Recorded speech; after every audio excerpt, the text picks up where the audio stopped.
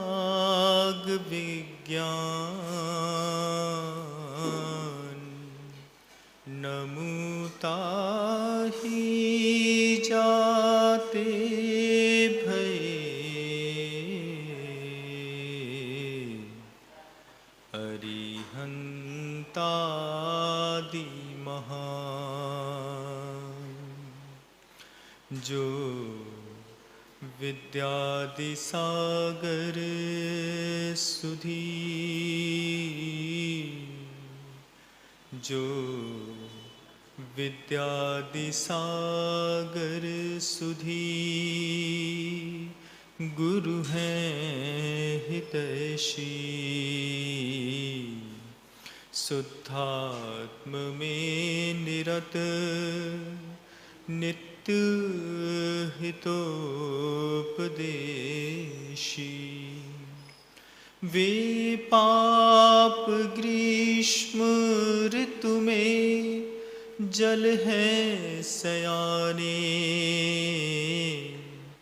पूजून्हें सतत केवल ज्ञान पाने,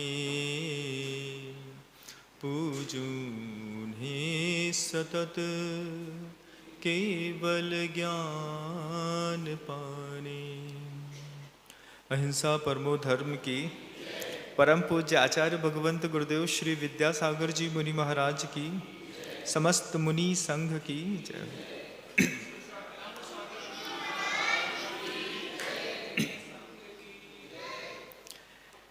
पिछले 4 सत्रों से एक कथानक हृदय में और मस्तिष्क में उतरने का निरंतर प्रयास कर रहा है।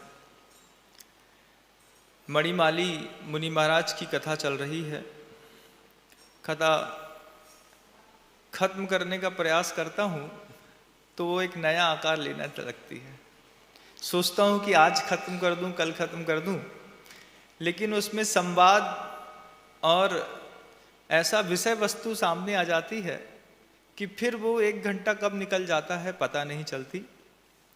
पिछले सत्र में आपने सुना था कि जिनदत्त सेठ जो है वो मणिमाली मुनि महाराज को जब उन्होंने शमशान घाट में देखा कि महाराज जल गए हैं, उठा करके अपने घर ले आए और उचित वैद्य के माध्यम से जब यह पता चला कि लाक्षामूल तेल के माध्यम से मुनिराज के जले हुए भाग को व्यवस्थित किया जा सकता है, तो लाक्षामूल तेल लेने के लिए जिनदत्त सेठ भद्रा के यहाँ जाते हैं। भद्रा, उसकी भी एक जीवन की बहुत लंबी चौड़ी कहानी है। सेठ वहाँ से 2 घड़े उठा करके तेल के और चलते हैं। तीव्र कर्मोदय बसात 2 के 2 घड़े फूट जाते हैं। तीसरे घड़े के लिए जैसे ही जिनदत्त सेठ पुनः भद्रा की घर की तरफ मुख करते हैं, भद्रा दरवाजे से देख करके मुस्कुराती रहती है और भद्रा जिनदत्त सेठ से कहती है, सेठ जी घबराइए मत, मैंने देख लिया कि आपके हाथ से दूसरा घड़ा भी फूट गया है। अभी मेरे पास इस लाक्षामूल तेल के और भी घड़े रखे हैं, आप उनको उठा के ले जाएं। तीसरा घड़ा जिनदत्त सेठ बिना कुछ कहे चुपचाप बड़ी मजबूती के साथ, सजगता के साथ अपने कंधे पे रखते हैं, लेकर के मार्ग में आते हैं। उस थोड़े से मार्ग को पार करते हैं कि पत्थर का एक उपटा जिनदत्त सेठ के पैर में फिर लगता है। वो घड़ा फिर फूट जाता है। जब तीसरा घड़ा फूट जाता है तब जिनदत्त सेठ सोचते हैं कि बहुत तेज कर्म का उदय चल रहा है। थोड़ा बहुत नहीं, बहुत तेज कर्म का उदय चल रहा है। तब जाकर के हम कुछ अच्छा करना तो चाह रहे हैं लेकिन अच्छा हो नहीं पा रहा। जिनदत्त सेठ फिर पलटते हैं भद्रा के पास। भद्रा के पास जाकर के जिनदत्त सेठ घुटने के बल बैठ करके भद्रा से कहते हैं, भद्रा वे मुनि महाराज जो जल गए हैं वो मेरे प्राणस्य प्राण हैं, मेरे प्राणों के लिए भी वे मुनि महाराज प्राण जैसे हैं।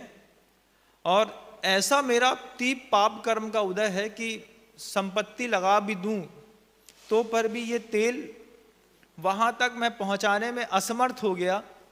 तीसरा घड़ा भी मेरे हाथ से फूट गया। वो जो मेरे प्राणों के लिए भी प्राण है, ऐसे मुनि महाराज को प्राण दान देने के लिए अगर तुम्हारे पास एक घड़ा और हो तो वो तेल मुझे दे दो। कितना कठिन होता है बंधुओं, आपके यहाँ जब आप अपना व्यवसाय इत्यादि करते हैं, कोई भिखारी 2 रुपए मांगने आए और भिखारी 2 रुपए मांगने आए, आप 2 रुपए दे दें और आपको शाम को पता चले कि जिस भिखारी को 2 रुपए मैंने दिया था वो शाम को 2 रुपए से दारू पीता है, व्यसन करता है, तो आप दूसरे दिन उसको 2 रुपए नहीं देते। क्यों? व्यसनी है, पैसा खराब कर देगा।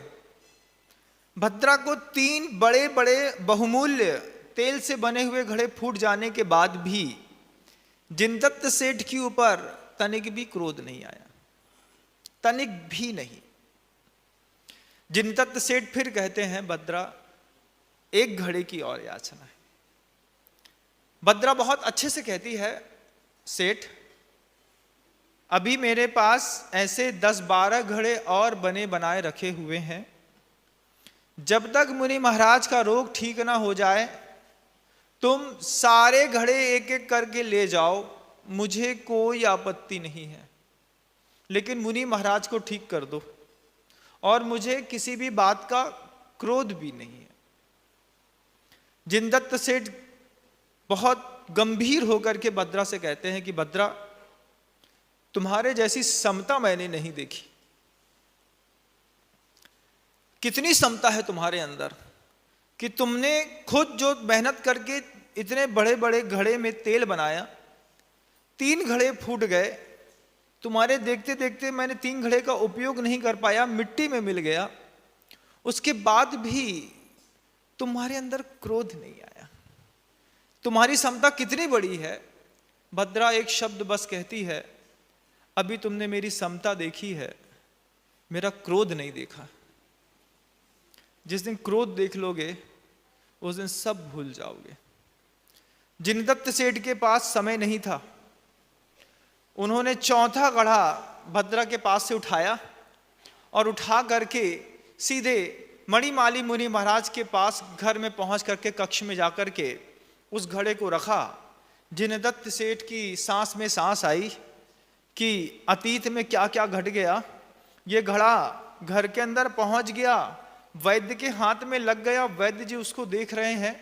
इसमें जिनदत्त सेठ की आंख से छल छला करके आंसू बह गए कि मुनि महाराज के पास तक ये औषधि पहुंच गई, ये मेरे लिए बहुत बड़ा भाग्य है।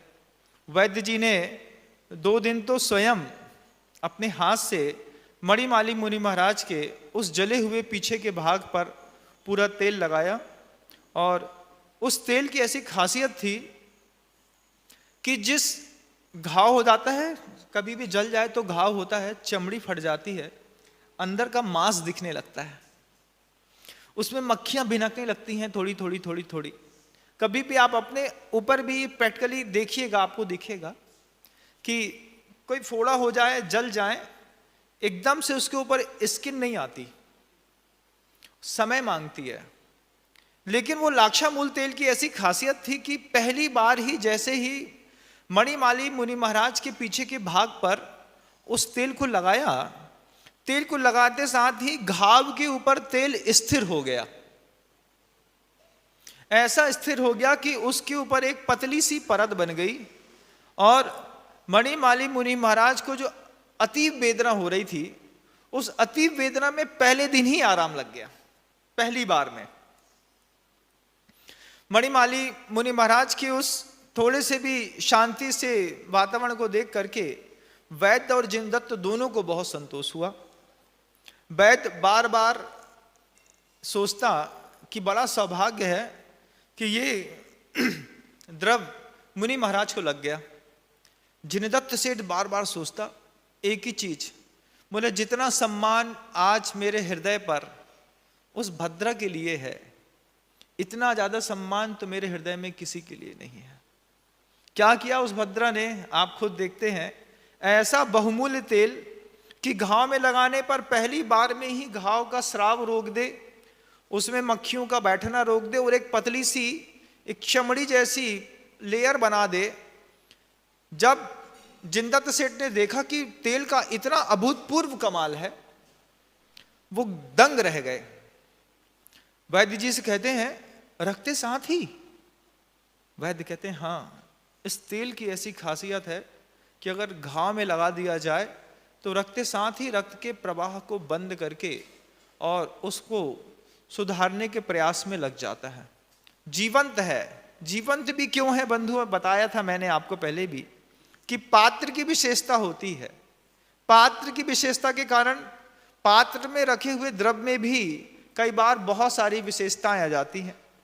जैसे जल रहता है, सांप के मुख में चला जाए तो वही जल विष बन जाता है। मोती के सीप में चला जाए तो मोती बन जाता है। केले के पत्ते में चला जाए तो कपूर बन जाता है। बांस में चला जाए तो बंसलोचन बन जाता है। मिट्टी में चला जाए तो बीज की शक्ति के ऊपर पड़ता है, तो बीज को प्रस्फुटित करके खट्टे मीठे चरपरे पता नहीं नाना प्रकार के कितने स्वाद में वो जल परिवर्तित हो जाता है। ऐसे ही उस तेल की भी खासियत थी कि विशेष प्रकार के मिट्टी के बने घड़े में वो तेल रखा था। पात्र के कारण वस्तु की कीमत और बड़ी थी। पात्र कमजोर था, वस्तु जबरदस्त थी। संसार में भी देखिए कि जब भी कहीं चातुर्मास इत्यादि होते हैं तो मुनि महाराज जी का, आर्यिका का, किसी भी अन्य साधु का, आचार्य परमेष्ठी का चातुर्मास होता है, वहां भी इस बात को घटाना बंधुओं कि जिनके बीच में साधु चातुर्मास करते हैं पात्र बड़ा कमजोर रहता है लेकिन वस्तु बड़ी जबरदस्त रहती है। जब पात्र से वो वस्तु खाली हो जाती है तो खाली पात्र को अपनी उस पात्रता का एहसास होता है कि क्या मेरे अंदर रखा गया था, अब क्या मेरे अंदर रखा जा रहा है। घी के पात्र को खाली करके कई बार उसमें रेत भर दी जाती है। जब घी के पात्र को खाली करके उसमें रेत भरी जाती है, पात्र भी सोचता है कभी तो घी के भरे जाते थे, सिर में रखे जाते थे, ऊपर टांगे जाते थे, आज जब से रेत भरी गई है तब से घर के कोने में चुपचाप पड़े हैं। उन्हीं पात्रों में जब मिट्टी लगा दी जाती है, भर दी जाती है, बीज डाल दिए जाते हैं तो उसमें कोई पानी डालने और ढूकने तक नहीं आता। पौधे अपने आप थोड़ा थोड़ा प्रयास करके बढ़ते रहते हैं।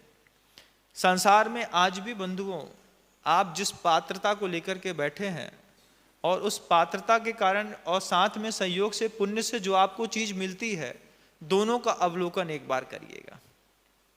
जो चीज साधु मिलते हैं वो कितने उच्च हैं और हमारी भावनाएं और व्यवहार कैसा है, तब आपको समझ में आएगा कि ऊंचे पात्र को जब तक हम विकसित नहीं करेंगे तब तक पात्र में रखी हुई वस्तु का मूल्य भी आप जान नहीं पाएंगे।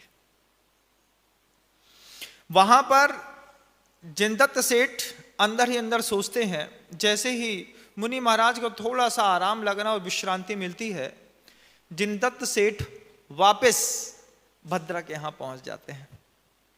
भद्रा से बोलते हैं, भद्रा तुम्हारा ये उपकार मैं जीवन भर याद रखूंगा। क्यों? तुमने दिगंबर मुनि महाराज के लिए अपने 4 बहुमूल्य घड़े दिए। उस घड़े में जब तक मैं कंधे में लेकर के जा रहा था तब तो मुझे उसकी शक्ति का एहसास नहीं था, लेकिन जब मैंने देखा कि बिल्कुल बहते हुए फटे घाव में पहली बार ही उसको स्पर्श कराने पर ही उसमें एक विशेष प्रकार की शरीर में चेतना आ गई और महाराज स्वस्थ से दिखाई देने लगे, तो अभी 21 दिन के जब औषधि का प्रयोग होगा तो निश्चित महाराज पूरे स्वस्थ हो जाएंगे, मुझे पूरा विश्वास है। लेकिन भद्रा एक बात पूछूं? हाँ सेठ जी पूछिए। इतनी समता कैसे आई? इतनी जो शांत हो तुम, ये शांत पना तुम्हारे अंदर आया कैसे? भद्रा कहती है, मेरे इस समता के बदले में मैंने जीवन का जो मूल्य चुकाया है उसकी आप कल्पना भी नहीं कर सकते। कभी भी किसी भी व्यक्ति के अंदर विशेष प्रकार की समता दिखती हो, वात्सल्य दिखता हो, सहानुभूति दिखती हो, किसी भी जीव के अंदर आपको प्रेम की अजस्र धारा दिखती हो, अपने आप में शंका होने लगती है, कहीं बन तो नहीं रहा है, कहीं ऐसा तो नहीं कि आर्टिफिशियल कर रहा है। लेकिन दिगंबर साधुओं में ऐसा नहीं होता। वो जो देते हैं बेहिसाब देते हैं और अंदर से देते हैं। बाहर से देने वालों का भी कोई हिसाब किताब तो नहीं रहता, लेकिन जो अंदर से देने वाले होते हैं वो बिल्कुल अलग ही तरीके के होते हैं। जिनतत्व सेठ पूछता है कि वो समता कैसे आई, कि इसने इतनी समता धर ली कि इतना बहुमूल्य तेल के 3 घड़े टूट गए, तुम शांत बनी रही। भद्रा कहती है, इस समता के लिए मैंने बहुत कुछ चुकाया है। जिनदत्त सेठ पूछते, क्या मुझे बताओगी क्या घटना घटी? भद्रा कहती, घटना बहुत लंबी है सेठ जी। मैं बार बार सोचती थी कि आप कभी आएंगे तो इस घटना को जरूर बताऊंगी, लेकिन पहले मेरा भाव था कि मुनि महाराज तक वो औषधि पहुंच जाए। अभी मुनि महाराज निराकुल होकर के विश्राम कर रहे हैं। मैं निश्चित आपको अपनी घटना सुनाऊंगी। समता बहुत बड़ी चीज होती, किसी के जीवन में नैसर्गिक रूप से आ जाती, मंद कसाय का उदय रहता है, और किसी चीज जीवन में कई अनुभवों के बाद आती है। जब कर्म के कई विपाक जीवन में घट जाते हैं तब आदमी अपने आप बोलता, भैया बहुत झेल लिया है, हम नहीं लड़ सकते। जब तक अंदर की ऊर्जा कसाय के द्रव्य को आकार देती रहती है तभी तक हमारे अंदर लड़ने की शक्ति रहती है। लेकिन जिस दिन हमारे अंदर की ऊर्जा अपने विकास को आकार देने में लग जाती है, कसाय बिल्कुल निढल होकर के अपने अंदर होने के बावजूद पड़ी रहती है। आदमी उसको छूने, देखने, उठाने का प्रयास ही नहीं करता। आदमी जानता है कि जब भी मैंने इस कसाय में क्रोध, मान, माया और लोभ में हाथ लगाया है, कसाय का कुछ नहीं बिगड़ा, करने वाले का सब बिगड़ता चला गया। कसाय 4 प्रकार की कसाय अनादिकाल से जीवंत हैं बंधुओं, आज भी जीवंत हैं और अनादिकाल तक जीवंत रहेंगी। वो बस उसको जो स्पर्श करता है वो जल जाता है, उससे बचने की जरूरत। भद्रा कहती, मैं आनंद नामक नगर में सोम शर्मा ब्राह्मण की एकमात्र एकलौती कन्या थी। मेरे 8 भाई, 8 के 8 भाई बलिष्ठ, अच्छे ताकतवर, अच्छे ऊंचे, घर के अंदर बहुत सारी संपदा। कमल श्री मेरी मां का नाम। हम 8 भाई के बीच में एकलौती बहन थे।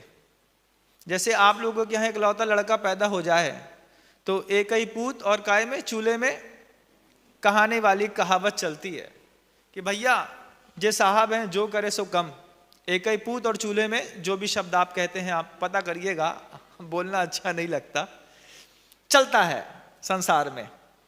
तो भद्रा कहती है, मैं 8 भाइयों में अकेली बहन, और 8 के 8 भैया जो थे अच्छे ताकतवर, सुडौल, सुव्यवस्थित, घर के अंदर अच्छी अकूत संपदा, माता पिता का अच्छा समाज के अंदर प्रभाव, और ऐसा वातावरण कि मुझे लोगों ने पूरी जिंदगी भर पलकों में उठाया। मैं जो चाहती या तो पिता से या मां से या भाइयों से तुरंत मिल जाता। जब सारी मनोकामनाएं पूरी होती गईं, शुरुआत से ही बच्चे की मनोकामना आप पूरी करते चले गए। उम्र के 16वें साल के होने पर पायदान पे आते आते मुझे इतना अंदर गर्व और मद पैदा हो गया कि दुनिया में हर चीज मेरे सामने तुच्छ है। कोई भी चीज चाहिए हम अपने पिताजी से कह देंगे, आ जाएगी। किसी भी चीज को धमकाना हो, हमारे भाइयों को जानते हो ना, 8 हैं, एक साथ मारेंगे तो पता नहीं चलेगा। तो भद्रा के अंदर एक विशेष प्रकार का गर्व पैदा हो गया, और उस गर्व के अंदर से ऐसी भाव पैदा हो गए। भद्रा खुद कहती है अपनी कहानी कि मैं ऐसी हो गई, मैं ऐसी थी नहीं, मुझको कोई तू शब्द कह तो दे, तन बदन में आग लग जाती थी। किसी ने तू कहा, जैसे आप लोगों को मान लो किसी का नाम है ना, कुछ कुछ नाम चलते हैं। मैंने एक दिन और कहा था कि 2 नाम से जीवन चलता है, एक जो आपका नाम रहता है और एक जो आपको उपाधि मिल जाती है। उस उपाधि को लेकर के कोई आपके लिए तो बात करता है, लेकिन आपसे बात नहीं करता। किसी का नाम मान लो कुछ रख दिया, कुछ भी रख दिया, लप्पू पप्पू गप्पू कुछ भी रख दिया, वो नाम तक तो ठीक है। लेकिन अगर मान लीजिए जो आपके व्यक्तित्व को देख करके आपकी एक इमेज बनी है, उस इमेज के नाम से कभी आपको पुकार लिया जाए, फिर कैसा लगता है? तुमने हमारे बारे में ऐसा कहा, हाँ तुम ही हो सबसे बड़े चोर, इते आओ काय बड़े चोर। किसको बोले? हमें? हम बड़े चोर? सेठ हैं, सेठ हुई हो मोहल्ला गिलाने, हमारे लाने बड़े चोर हो, हमारे घर की 3 संपत्ति तुम्हारे हाथ में दबी पड़ी, हम जाना थे कहां से बड़े बने। आग लग जाती है। भद्रा को आग लग गई किस बात से? कि कोई मुझे तू कहता है तो बहुत बुरा लगता है। गर्व कहां से पैदा हुआ? अंदर के धन से, माता पिता के लाड़ प्यार से, 8 भाइयों के ताकत से। उस अकेली कन्या के अंदर तू शब्द सुनने पर बहुत चिढ़ पैदा होती थी। भद्रा कहती कि नगर में एक गुणसागर मुनि महाराज आए थे। गुणसागर मुनि महाराज, ये वही गुणसागर मुनि महाराज हैं जिन्होंने मणिमाली मुनि महाराज जी को दीक्षा दी। वे गुणसागर मुनि महाराज विहार करते हुए आनंद नगर नामक गांव में पहुंचे थे। उस नगर में पहुंचने पर भद्रा कहती है, पूरे गांव के लोगों में ऐसा गुणसागर मुनि महाराज का प्रभाव था, जैन अजैन सब उनके पास उनके उद्बोधन सुनने जाते थे। उनके उद्बोधन सुनने मैं भी जाती थी और उनके उद्बोधनों से प्रभावित होकर के मैंने अणुव्रत ले लिए। 5 अणुव्रत का निर्दोष पालन किया मैंने जीवन भर, अभी भी करती हूं। और मेरा रूप लावण्य 16 साल की उम्र में आसमान छूता था। बड़ी बड़ी आंखें और शरीर के सौंदर्य को दुनिया भर के लोग देखना पसंद करते थे, लेकिन मुनि महाराज के उस उपदेश के बाद मैं किसी को देखना पसंद नहीं करती थी। सब था मेरे पास, बुरा लगता था एकमात्र चीज से, कोई जब मुझे तू कह देता था। आप लोगों को भी बुरा लगता होगा जब घर के अंदर आपको विशेष नाम से, कई बार पिताजी लोगों के नाम घर के अंदर बच्चे लोग गणेश रख देते हैं। भैया मम्मी से बोलते हैं गणेश जी कहाँ गए, बड़ा बुरा लगता है। वो तो अच्छा हुआ कि गणेश जी सुनते नहीं है, जिस दिन सुन लें उस दिन तो बच्चे का, कार्तिकेय का, उनका तो खाना पीना खत्म कर दें। मतलब नाम दे दिया, बच्चे घर के अंदर नाम चलता है। आप लोगों का भी पता करिएगा क्या क्या नाम से पुकारते। पत्नी से पूछना कभी अकेले में जाकर के, ये बच्चा हमको सही बताओ क्या नाम से पुकारता है, तब पता चलेगा कि तुम्हारे घर में ऐसी इज्जत बना के रखी लोगों ने। तो पिता त्रस्त हो गए इस बात से, बार बार सोचते थे कि बच्ची इतनी सौंदर्यवान है, अणुव्रत भी ग्रहण कर लिए हैं, घर के अंदर संपत्ति भी है, उसके बाद भी इसके अंदर जो हट है, तू सुने तो कोई भी चीज उठा के फेंक दे, कुछ भी कर दे। पिता वृद्ध हो चले तो घबराहट हो गई अंदर, मैं वृद्धावस्था में आ गया, इसका विवाह करना है, लेकिन डर लगता है कि विवाह कैसे सदेगा, कैसे इसका विवाह होगा। तो पिता ने एक बार राजा से जाकर के कह दिया, महाराज मैं अपने पारिवारिक परिस्थितियों से परेशान हूं। जैसे कभी कभार आप मुनि महाराज से आकर के अपनी पारिवारिक परिस्थितियों को कहकर समाधान लेने का प्रयास करते हैं, उस समय भी ध्यान रखना बंधुओं, कभी भी मुनि महाराज के पास बहुत सारे लोग बैठे हों तो अंतर्वेदना को कभी कहा नहीं जाता, एकांत में ही कहना। क्यों महाराज? महाराज तो सुन लेंगे सबके सामने, लेकिन जो लोग और सुनते हैं वो आपको हंसी का पात्र भी बना सकते हैं। देखो वो महाराज के पास जाकर के ऐसा कह रहे थे, हम वहां से सुन करके आए। तो वातावरण के आसपास भी एक बार दृष्टि डालने की जरूरत पड़ती है। ये बात कमल इसके भद्रा के पिता भूल गए और राजा से राजसभा में कह दिया, महाराज मेरे पास सारे सुख हैं, लेकिन एक सबसे बड़ा दुख है कि लाड़ प्यार से बच्ची को ऐसा पाला है, इतना वैभव सब चीज दी है कि बच्ची इतनी अहंकारी हो गई है कि तू शब्द सुनने मात्र से चिढ़ जाती है। जब ये उसका भद्रा का पिता राजा से ये बात कह रहा था, राजसभा में कई लोग इस बात को सुन रहे थे और पिता के मुख से खुद बदनामी हो गई। खुद राजा से कहते कहते उसने ध्यान नहीं दिया कि बगल में भी कोई लोग सुन रहे होंगे, और लोगों के एक बात में एक बात चढ़ गई कि ये शिव शर्मा की जो बच्ची है इसको तू शब्द से चिढ़ है। वहीं से तुंकारी नाम उस कन्या का प्रसिद्ध हो गया। अब वो कन्या कहीं से भी निकले, लोग बोले देखो तुंकारी जा रही है, देखो बे तुंकारी बाई जा रही। घर के अंदर भी कई लोगों के नाम रहता है तुंकारी बाई, प्रसिद्ध है। तो चला गया। अब वो सुनती तो बहुत कलुषित परिणाम करती। राजा से खुद कह दिया उस तुंकारी ने जाकर के, भद्रा ने जाकर के, कि महाराज मैं सब सह सकती हूँ, इस तू शब्द से मुझे पता नहीं क्यों नैसर्गिक चिढ़ पैदा हो गई। मुझे अगर कोई तू कहे और मुझसे कोई अपराध हो जाए तो उस अपराध की दोषी मैं नहीं मानी जाऊंगी। आपने मुझे उल्टा कहा, हमने आपको ठोका, उसके बाद हम अपराधी नहीं हैं क्योंकि हमने पहले बता दिया था, इस बात से चिढ़ है। भद्रा कह करके निकल तो आई, लेकिन इससे कोई हल ना हुआ। भद्रा की बदनामी और हो गई। पूरे नगर में भद्रा तुंकारी के नाम से प्रसिद्ध हो गई। पहले तो घर में थी, घर से बाजार में गई बात तो फिर अपने बस की नहीं रहती बंधुओं, फिर तो वो फैलती चली जाती है।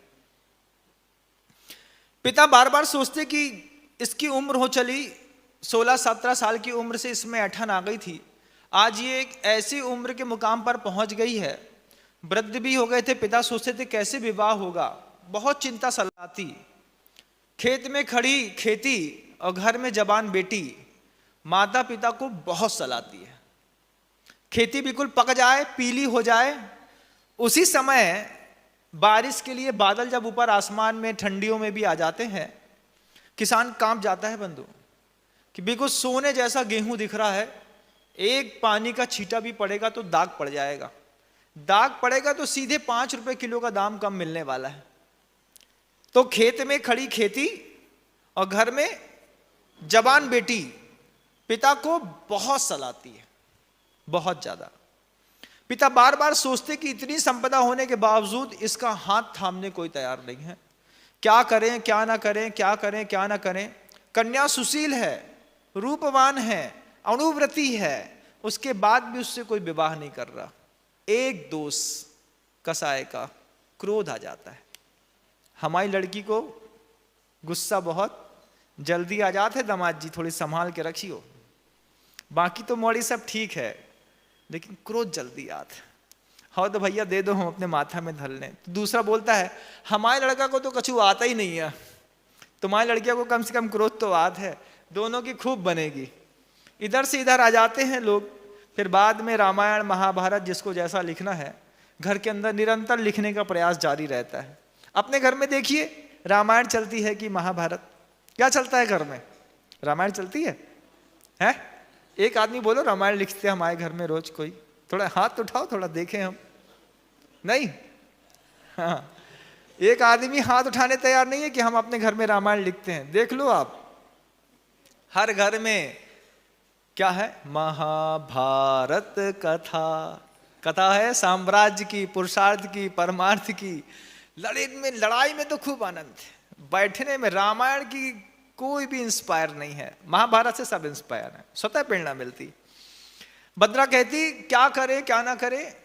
पिता सोचते इसका विवाह कैसे हो, चिंता सताती। इतने में उस शिव शर्मा ब्राह्मण का एक पुत्र अंदर आकर के कहता है कि चौराहे में किसी सोम शर्मा नामक ब्राह्मण को कुछ लोगों ने बांध के रखा है।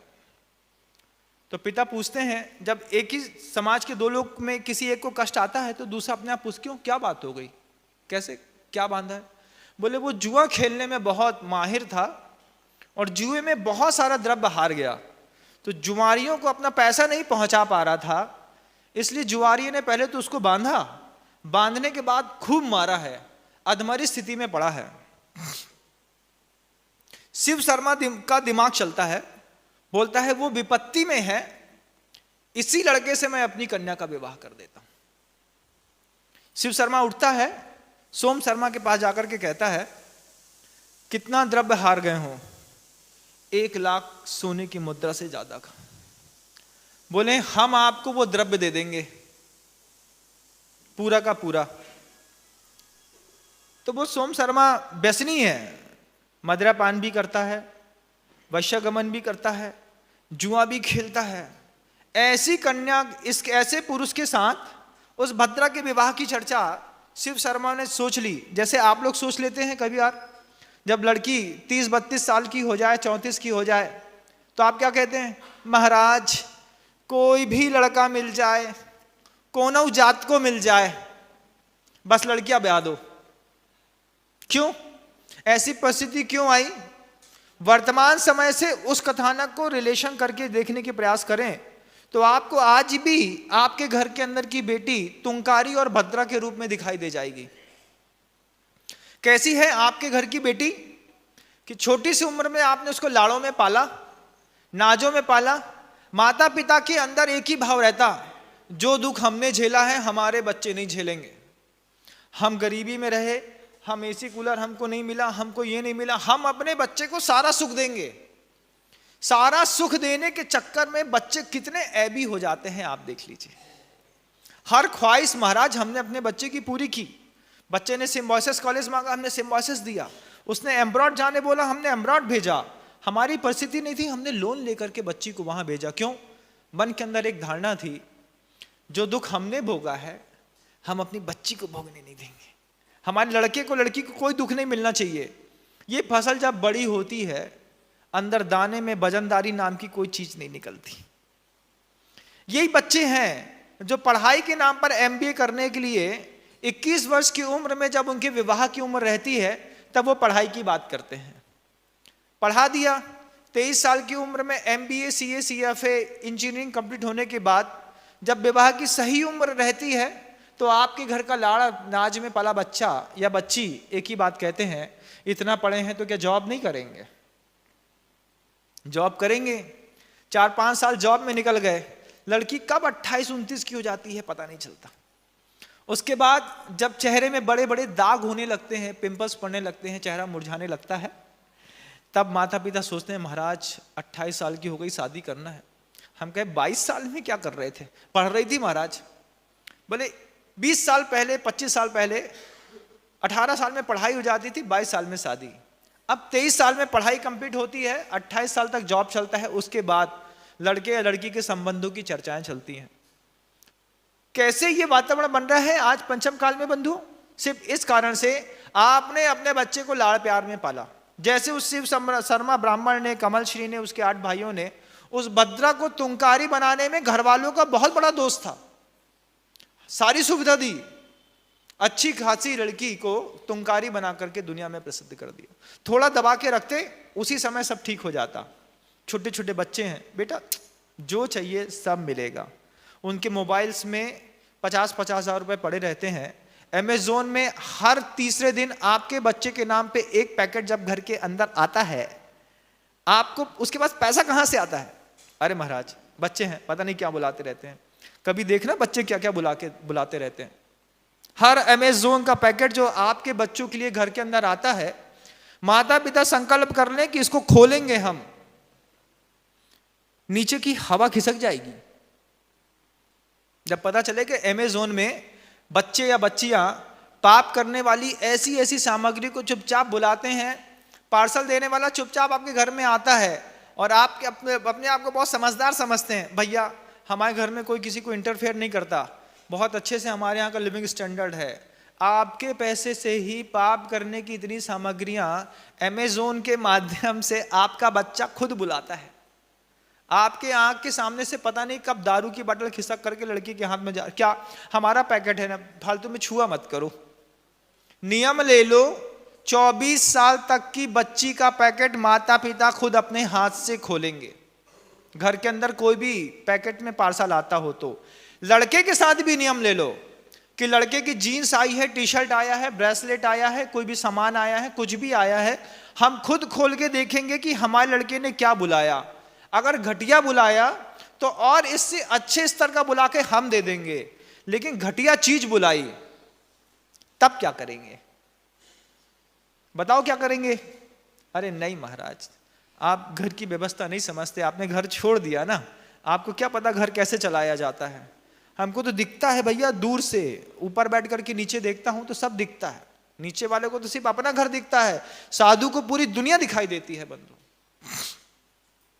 आप अपने घर की 2-4 लोगों की पीड़ाओं से ग्रस्त होंगे, साधु के दिमाग में दुनिया भर के लोगों का आना जाना होता है। उससे बड़ा दार्शनिक, उससे बड़ा चिंतनशील व्यक्ति और उससे बड़ा परमात्मा इस सृष्टि पर कोई है नहीं कि तुम्हें सिर्फ देता है, तुमसे कुछ चाहता नहीं है।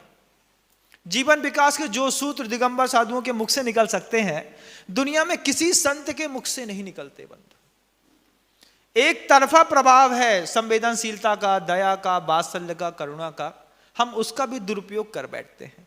हम उसमें भी छल छलावा ढूंढ लेते हैं। लगता है कि महाराज का भी कोई निजी स्वार्थ होगा, तब तो वो ऐसा बोल रहे हैं। कुछ नहीं चाहिए तुम लोगों से, कुछ भी नहीं चाहिए। किसी दिगंबर साधु को, दुनिया के किसी भी दिगंबर साधु को श्रावक से कुछ नहीं चाहिए। एक असंयमी एक संयमी को क्या देगा, और एक संयमी एक असंयमी से क्या लेगा? क्या है तुम्हारे पास?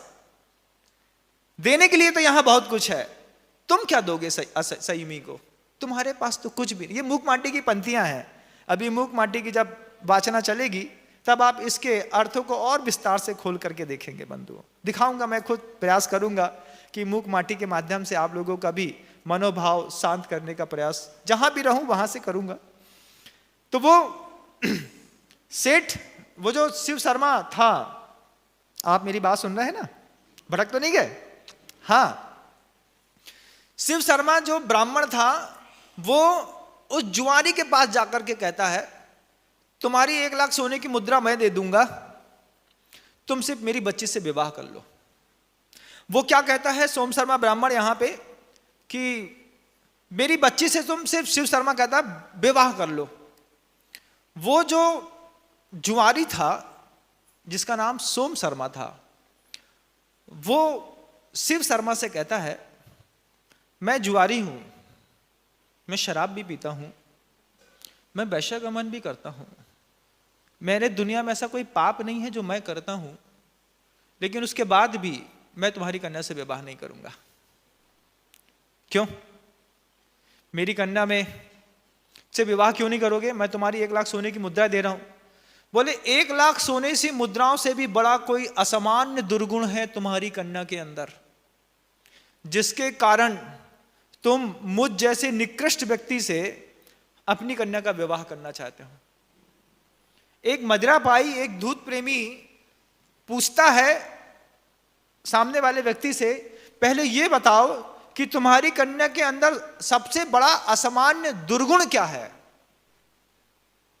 वो ब्राह्मण कहता है, शिव शर्मा, एक ही असामान्य दुर्गुण है, मेरी कन्या रूपवती है, सुशील है, सभ्य है, घर के सारे काम करती है, आदर शब्दों के साथ बोलती है, हर कलाओं में प्रवीण है, सब कुछ अच्छा है, बस उसको तू शब्द से चिढ़ है।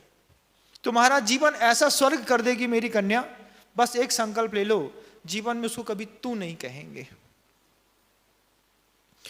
वो धूत प्रेमी भी सोचता है, सोम शर्मा, कैसा असामान्य दुर्गुण मिला कि तू शब्द मात्र से चिढ़ और सारा वैभव हाथ में आ रहा है। तुरंत पकड़ लिया, स्वीकार है मुझे, कभी आपकी पुत्री को तू शब्द से संबोधित नहीं करूंगा। विवाह संबंध हो गए। सोचो, जब पिता से न रहा गया तो जुआ खेलने वाले, शराब पीने वाले व्यक्ति से अपनी कन्या का विवाह कर दिया। और क्या बोले, कन्या में कोई दोष नहीं है, बस तू शब्द से चिढ़ है। आज भी आप अपनी कन्या का विवाह किसी भी जात में किसी भी व्यक्ति के साथ करना पसंद कर रहे हैं। क्यों? 34 साल की उम्र हो गई, दुर्गुण कोई नहीं है महाराज, उम्र इतनी हो गई है कि अब लगता है कि कहीं भी ब्याह जाए बस इतना ही बहुत है। किसी भी कास्ट का कोई भी व्यक्ति मिल जाए, संबंध हो जाए। क्या दुर्गुण क्या था? उम्र बढ़ गई। वहां दुर्गुण क्या था? तू से चिढ़। यहां उम्र बढ़ गई तो आपके अंदर कैसा विकल्प होता है? जबकि माता पिता को छोटी उम्र में पढ़ाई होने के बाद पहले विवाह, विवाह के बाद दोनों जॉब। अच्छे माता पिता को अगर अपना जीवन अच्छे से बचाना है, 21 वर्ष की उम्र में बच्चे का विवाह कर दीजिए।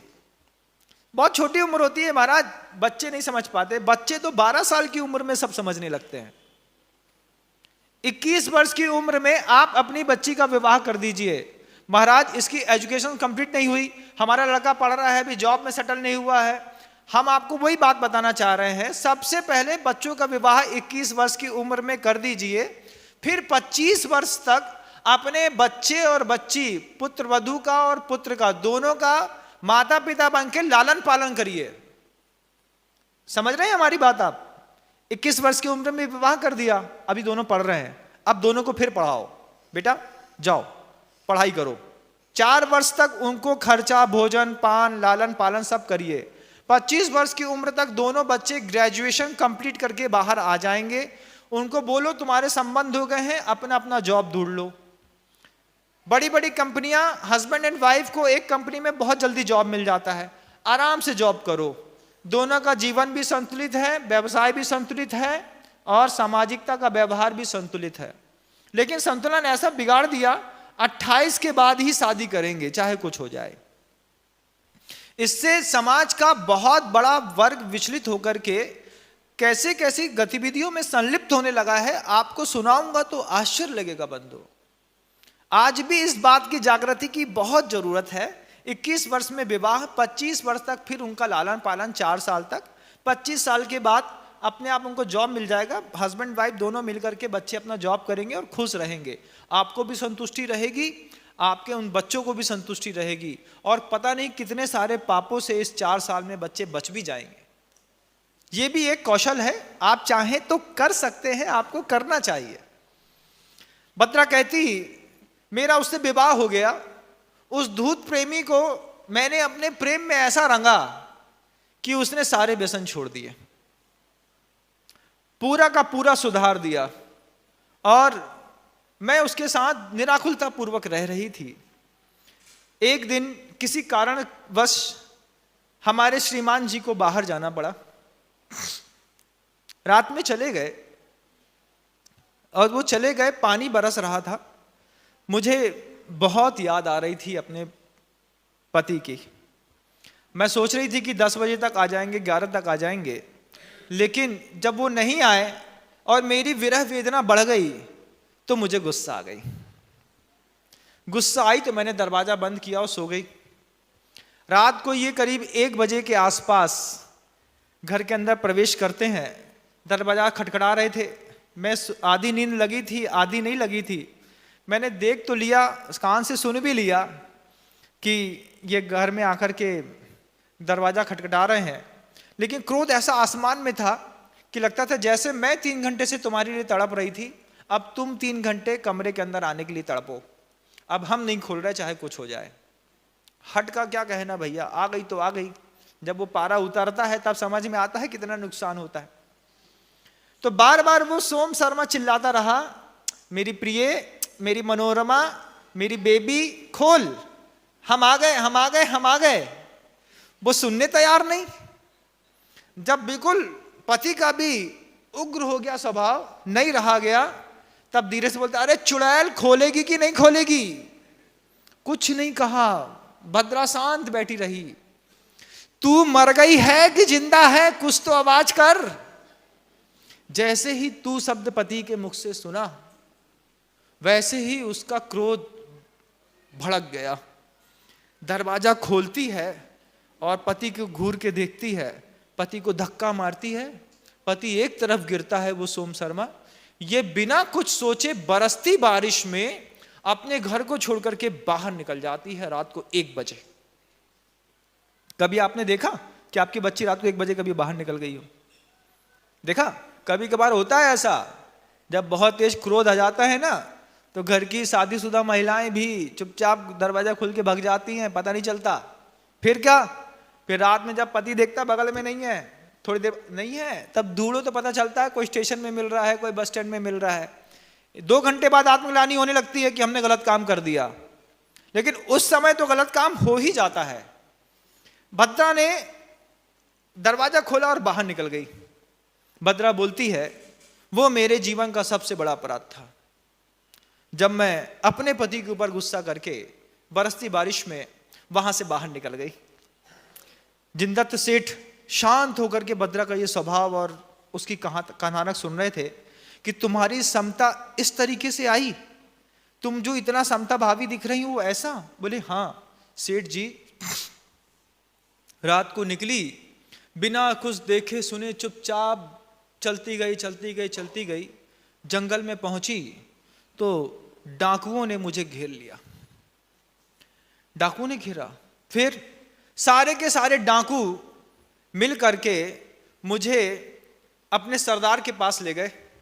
अंधेरी रात हो, पानी बरस रहा हो, वहां पर गिरगिट और सियार की आवाजें, मेंढक के डर डर की आवाजें आ रही हो, कोई अकेली महिला जा रही हो, कौन सी आपत्ति है जो उसके ऊपर नहीं आती? सारी आपत्तियां एक साथ आने को आतुर रहती हैं। डाकू ने घेर लिया, डाकू ने घेर करके सरदार के पास ले गए। भला हो गुण सागर मुनि महाराज का, जिनके सामने मैंने अणु व्रत ग्रहण कर लिए थे। मैं क्रोधी तो थी, लेकिन मैंने अपने मन में कभी किसी दूसरे पुरुष का चिंतन नहीं किया। मैंने कभी नहीं सोचा कि मुझे अपने पति के अलावा कहीं और जाना है, कुछ और करना है। सिर्फ एक ही दुर्गुण था मेरे अंदर, क्रोध का। जैसे ही डाकू के सरदार के पास पहुंचा, सरदार क्या था? वो भील था, बहुत बड़ी काया और पूरा शरीर काला और थुलथुल और मोटा। वो मुझको देख करके, मेरे रूप को देख करके अंधेरे में कहता है कि तू मुझे अपना पति मान ले, तू जो चाहेगी सब मिलेगा, मेरे साथ भोग कर ले। अब भद्रा सोचती है इस क्रोध के चक्कर में आज मेरे सील के ऊपर आंच आ गई। कसाई के चक्कर में सील बर्बाद होने को आया। ना मेरे पति है, ना परिवार है, ना पिता है, ना कोई भी व्यक्ति है। अब मेरा निर्वाह कैसे होगा? भद्रा सोचती है, अंदर ही अंदर महामंत्र नमोकार का जाप कर रही है और पक्का ठान के बैठी है, मर जाऊं लेकिन इसके हाथ में शरीर को आने नहीं दूंगी। अगर स्त्री चाह ले बंधुओं, जीवन का ऐसा सत्य है जो कुछ लोग ही जानते होंगे, कुछ सुनी बातें होती हैं, कुछ अनुभव की होती हैं। अगर स्त्री चाह ले तो पुरुष उसके साथ कुछ भी नहीं कर सकता। जब स्त्री खुद सहयोग करती है तभी उसके ऊपर विपत्ति आती है। भद्रा को यह बात कान में बहुत अच्छे से समझ में आ रही थी गुरुओं की देशना में। उसने पद्मासन लगा करके ऐसा बैठी कि वो इतना बड़ा सरदार होने के बाद भी भद्रा को अपने आसन से हिला नहीं पाया। सोचता रहा कि इसकी अस्मिता के साथ खेल कर लूं, इसको दूषित कर दूं, इसका सील भंग कर दूं।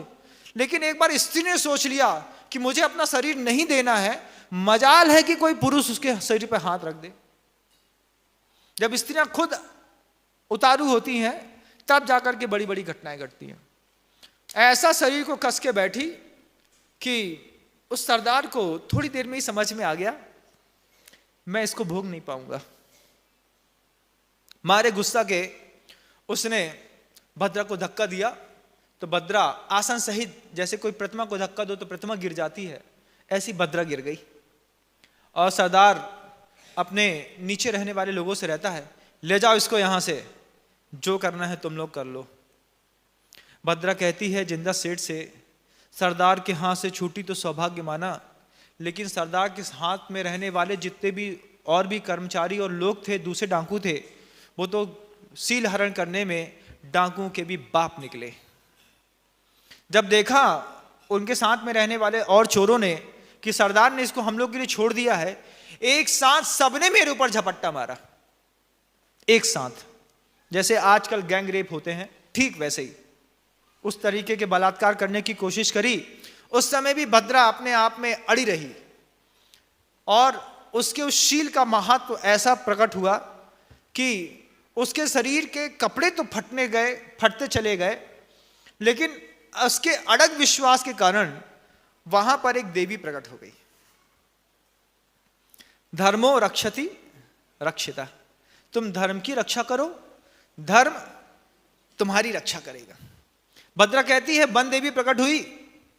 वन देवी ने प्रकट होकर के जितने भी डाकू थे सबको दंड दे करके, डंडे से मार करके भगा दिया। और मेरा शरीर प्रायः करके उस अंधेरी रात में पूरा निर्वस्त्र हो गया था। कुछ एक टुकड़े बस मेरे शरीर पे बचे थे। उस देवी ने कृपा करके मुझे एक कंबल उड़ा दिया, मोटा कंबल उड़ा दिया। आपको अच्छा लग रहा है ना सुन करके कि एक स्त्री के शरीर पर वस्त्र ना हो तो उसको एक कंबल उड़ा दिया किसी ने, अच्छा लग रहा है। भद्रा कहती है मेरे दुख खत्म नहीं हुए। क्या दुख खत्म नहीं हुए? जिनदत्त सेठ सुन रहा है। दुख क्या खत्म नहीं हुए? कि उस कंबल में इतने सारे जुएं थे कि जुओं ने मेरे शरीर के अंदर छेद करना शुरू कर दिया। वस्त्र नहीं है, एक कंबल है, कंबल में मोटे मोटे जुएं पड़े हैं। और इतना ही नहीं, उस कंबल के ऊपर रक्त लगा था, रक्त के कारण उसमें से रक्त की गंध से कीड़ों का आकर्षण बढ़ रहा था। हर देवी जो दुनिया के मुकाम पे तुमको मिलती है वो तुम्हारे साथ अच्छा ही करेगी, ये जरूरी नहीं है।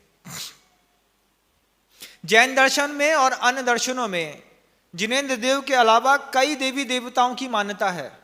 कई देवी देवताएं देव के अलावा होते हैं। उन देवों में सारे के सारे सम्यक दृष्टि हो, सारे के सारे आपके ऊपर अनुग्रह करने वाले ही हो, ये कोई जरूरी नहीं है। क्योंकि देवों के अंदर शापानुग्रह शक्ति होती है, वो आपको श्राप भी दे सकते हैं और अनुग्रह भी कर सकते हैं।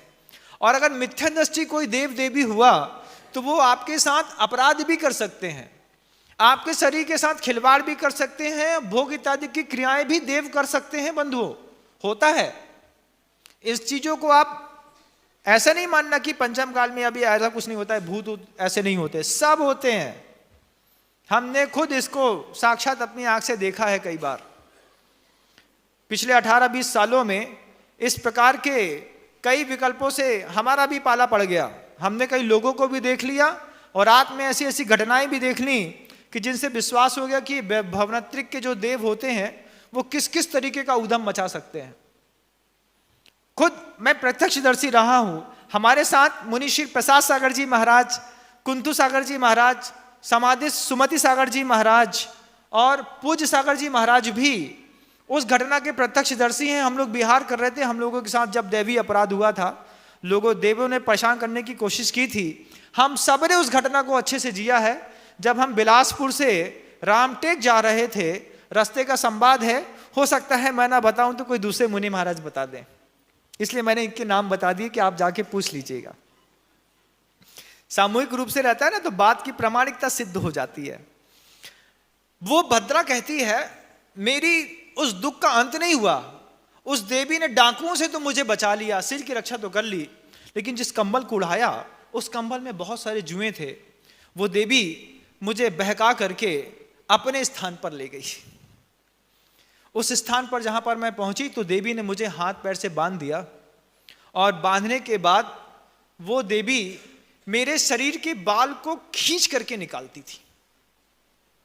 फिर जिनदत्त सेठ सुनते रहे, बाल खींच के निकालती और खींच करके इस तरीके से बाल उखाड़ती कि अंदर से रक्त का प्रवाह निकल आता। उस रक्त के प्रवाह से वो देवी अपना वस्त्र रंगती थी, लाल कलर में लाती थी उस चोले को, लाल, बिल्कुल लाल। अब उस रक्त से अपने वस्त्र को रंगती थी और रंगने के बाद मेरे इस प्रवाह से जो मुझे वेदना होती थी, उस वेदना को शांत करने के लिए वो लाक्षामूल का तेल वहां पर मुझे लगा देती थी। तो फिर जिनदत्त अब आश्चर्य का ठिकाना नहीं। भद्रा कहती है मैं तो वहां बंदी रहती थी, ये वस्त्र भी रंगती थी और पाक में मतलब चूल्हे के ऊपर रख करके जड़ी बूटियों के माध्यम से वो जब लाक्षामूल का तेल बनाती थी तो उसकी बनाने की पूरी प्रक्रिया और औषधि विज्ञान को मैंने वहां पे इन विपरीत परिस्थितियों में खड़े होकर के सीखा, कैसे बनाती है, क्या करती है। और वहां पर उस वेदना को सहते सहते मुझे लाक्षामूल के तेल निकालने की पूरी विधि का ज्ञान हो गया। इतना दर्द होता था बाल खींचने पर, खून के फुब्बारे छूटते, लेकिन मैं देखती कि फुब्बारे से पूरा रक्त निकालती, रंगती और रंगने के बाद लाक्षामूल की तेल का जैसे ही स्पर्श कराती मेरे रक्त का प्रवाह बंद हो जाता।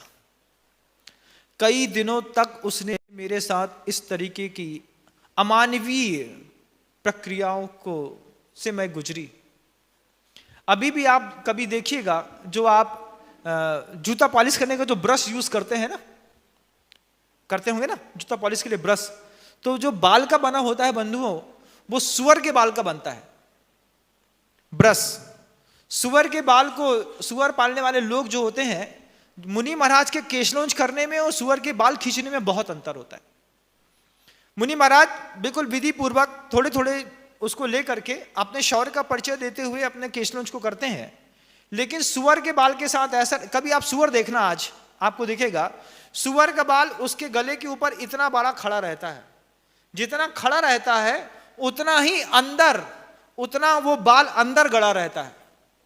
तो जब आप जिस ब्रश से पॉलिश करते हैं, शूज पॉलिश करते हैं, या फिर अपना कोट साफ करने के लिए जो ब्रश खरीदते हैं, जब उस ब्रश को बनाया जाता है तो सुअर को सीधा खींचा जाता है, ऐसा खड़ा खड़ा।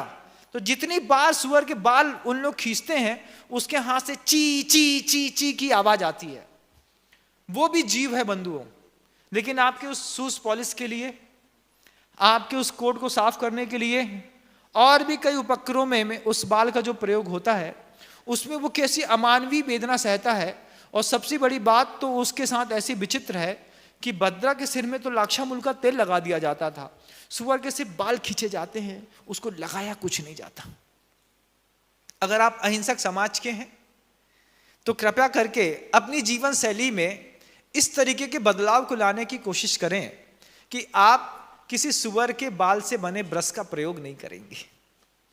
आप कोट साफ करने के लिए नायलॉन के ब्रश भी आते हैं ना, आप देख लीजिए, भैया ये नायलॉन का है, ये बाल का नहीं, बहुत फ्रेश है, सॉफ्ट है, इसलिए नहीं। जब कोई गाय मारी जाती है और उस गाय के चमड़े से जब आपकी घड़ी का पट्टा बनता है, तब आप ये तो कह देते हैं महाराज जी अगली बार नहीं खरीदेंगे। लेकिन आप ध्यान रखिएगा, अगर आपकी घड़ी में जो पट्टा बंधा है भले इतना सा है, लेकिन उस पट्टे के उस चमड़े को निकालने के लिए भी पूरी एक गाय मारी गई है। जब आप बड़ी बड़ी कंपनियों की गाड़ियां खरीदते हैं, 8 गाय मारी जाती हैं बंधु। एक बड़ी बेहतरीन गाड़ी मर्सिडीज या कोई भी 20-25 लाख की जब आप गाड़ी खरीदते हैं, लेदर की जो सीट होती हैं आगे की और पीछे की, उसको पूरा मेंटेन करने के लिए कम से कम एक कार बनाने में 8 गाय मारी जाती हैं। व्यवस्थित रूप से बड़ी साफ सुथरी गाय को मारते हैं, पूरा चमड़ा एक सा उघाड़ते हैं, तब जाकर के आपके सुख सुविधाओं की ये चीजें मिलती हैं। अब इस तरीके के उपदेश नहीं होते, पहले होते थे। काय के? रात्रि भोजन के त्याग के, चमड़े की वस्तु के त्याग के, रात्रि भोजन करने के त्याग के, रात्रि में विवाह नहीं करेंगे, इस प्रकार के संकल्प के पहले बहुत सारे संदेश दिगंबर मुनि महाराजों के माध्यम से दुनिया भर में प्रचारित किए जाते थे। कई बार आपने सुना मुनिश्री प्रमाण सागर जी महाराज रात्रि में शादी बंद कराने के सबसे बड़े पुरोधा थे, और जबलपुर में सबसे बड़ा मुहिम प्रमाण सागर जी महाराज ने चलाई थी कि रात में विवाह बंद करने के लिए। उनसे प्रभावित होकर के पूरे देश में सब लोगों ने आजीवन इस बात का संकल्प किया था। पता नहीं लोगों का संकल्प कहां चला गया, पता नहीं कहां चला गया। रात में शादी अब फिर से फैशन में आ गई। दिन में शादी दिन में भोज का नारा मुनिश्री प्रमाण सागर जी महाराज ने दिया था, मुझे अच्छे से याद है, और आप लोगों ने भी उसकी अनुमोदना की होगी। आप लोगों ने संकल्प किए होंगे। जबलपुर में सबसे बड़ी मुहिम चली थी। पूरे जबलपुरिया ऐसे बिगड़े, आज भी जबलपुर के लोगों को देख लीजिएगा, कोई भी दिन में शादी करने तैयार नहीं है, रात में ही करेंगे। और जबलपुर ही क्या, पूरे कुएं में भांग पड़ी है। पूरी दुनिया के लोग रात में शादी करते हैं, वैभव का प्रदर्शन करते हैं, उसी में रहना जीना खाना पीना सब डियर बियर एंड चीयर सब चलता है। एक छोटा सा स्टॉल किनारे लगा देते हैं, बोले भैया हम नहीं कर रहे थे, भी लड़का लोग नहीं माने, उनने व्यवस्था बना ली। ऐसे शादी में कौन सा प्रोग्राम है जो बड़ों की देखरेख के बिना हो जाता है, आप मुझे बताइए। हर चीज में बड़ों को सब पता रहता है, कहां पे बियर बार का काउंटर लगा है, कहां पे वाइन का काउंटर लगा है, कहां पे क्या हो रहा है, सब पता रहता है बड़ों को। उसके बाद भी आप लोग अहिंसक होने के बाद इस तरीके की प्रक्रियाओं में उतारू हो गए। सोच करके कैसा लगता होगा, संकल्प कहां चला गया तुम्हारा, थोड़ा सा अपने आप को टटोल के देखना। और प्रमाण सागर जी महाराज भी क्या सोचते होंगे कि कितने अच्छे से मैंने अपनी जवानी में इन जवानों को सुधारा था, और बुढ़ापे में इन्हें अपनी जवानी बुढ़ापा सब खराब कर लिया।